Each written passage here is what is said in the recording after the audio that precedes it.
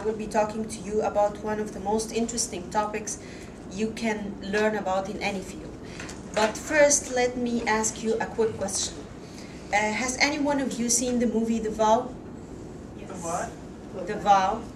Yes. Do you remember what it was about? Yes. Yes. Okay. The movie was about, for those of you who haven't seen it, it was about a couple who were deeply in love, but they had a car accident, and as a result of this car accident, the wife went into a coma. And after she wakes up, she suffered from a severe memory loss. And the rest of the movie, it's of course a romantic drama, and it's based on a true story. The rest of the movie, the husband tries to bring his wife back to the present time. He tries to remind her of their love and their relationship and their marriage. And in fact, this movie is what inspired me today to choose the topic of today's speech. Today I would like to inform you about our precious memory. And we all rely on our memories heavily, that it's not a stretch to say that life without memory would be close to impossible. And since memory is a fundamental component of our daily life, we should know first the definition and functions of memory, second the types of memory, third how to improve our memories, and fourth the most common types of memory diseases and how to avoid or overcome this state of memory loss. So, what's the definition of memory? Simply, memory, it's the cognitive process that allows us to acquire and retain information about the world and our experiences in it. And the three main functions of memory are as follows. First, receiving information. Second, storing information. And third, retrieving stored information. And as we all know, the process of retrieving the information or remembering the information or retaining the information from our memory is considered the most important and most crucial function of our memory. And here is how it goes. All of the information and the experiences that we face in our daily life, it's taken by our five senses. But not all of the information is processed in the same way, or else our brains would be overloaded. In other words, not all of the information are stored, or else our brain will be overloaded and overwhelmed with this huge amount of information and sounds and speeches and what we see on television and what we hear on the radio.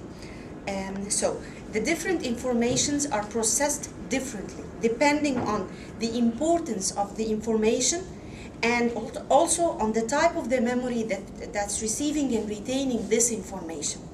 Okay? And this brings us to the second point of my speech today, which is the types of memory. The types of memory. Memory is divided into three main categories depending on the duration of memory retention. First, the immediate or sensory memory, which enables us to hold onto information for a few seconds, just a few seconds.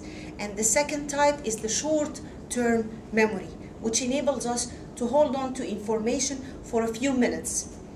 And the third type of memory is the long-term memory, which allows us to retain information for days, weeks, and a lifetime.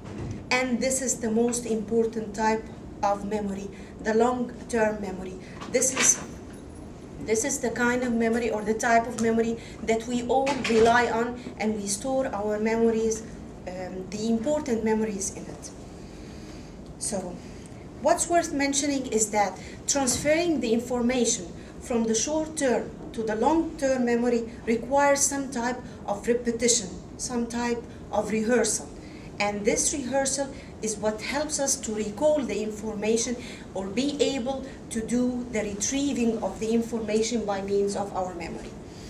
Speaking about retrieving information from our long-term memory, do any one of you have the difficulty of remembering the name of one of the students they used to study or they used to have in class last semester, or have difficulty when running into someone of your old neighbors to remember the name of this person? This is a problem with retrieving the information. And in order to face this, we need to improve our memories. And we can do this by following the first the forthcoming steps. This will help us retrieve the information more effectively. First, you should choose to remember. Okay, for us as students, we have to be interested and we have to love what we learn, and this will help us improve the process of retrieving and recalling the information. The second point is to visualize or picture in your mind what you wish to remember, and create a mental picture and examine it carefully, and by this you will be able to retrieve this kind of information and improve your memory and remembering of this information. The third point is to relate ideas and information you wish to remember to each other. Create certain links and also relate these ideas to other ideas and information that you already know. And by this you will be creating a chain of memories which leads to one another. And if you remember one of these memories or ideas, you will be able to remember and recall the others. The last point in improving our memory will be to repeat what you wish to learn until you overlearn it. And this is the repetition. This is the rehearsal. And this is what moves and transfers the information from your short-term memory to your long-term memory. This is the most important step in improving the process or the memory and the recalling. So we discussed a few points about memory. First, the definition and function. Second, the types of memory. Third, how to improve our memory. And now, what if we lost our memories? That's a question that scares most of us. And to answer this question, I will tell you about the most common types of memory loss. Of course, memory loss doesn't happen all of a sudden, unless it's a result of an accident, but it happens gradually. And dementia and Alzheimer's are the most serious types of memory loss. The forgetfulness in this stage of the disease is completely disrupting to the patient's life. It interferes with the work, the relationships, and the overall physical well-being of the patient. At this stage of the disease, the patient, of course, needs and requires medical assistance. They can't live without medical assistance. In order to prevent memory loss, as I said, it happens gradually, and as they say, prevention is better than cure. Okay, there are certain steps that we can follow in our lifestyle in order to avoid or delay as much as possible that case of memory loss or distortion. First, we have to eat right and exercise regularly. This keeps us physically and mentally fit. And second, the continuing education. Even if you don't need to get to education, you can learn like different things and get to learn anything, any classes. This will help you to keep your memory sharp all of the time. And the third thing is playing challenging brain games and trying new things. It's always important to revive our memory.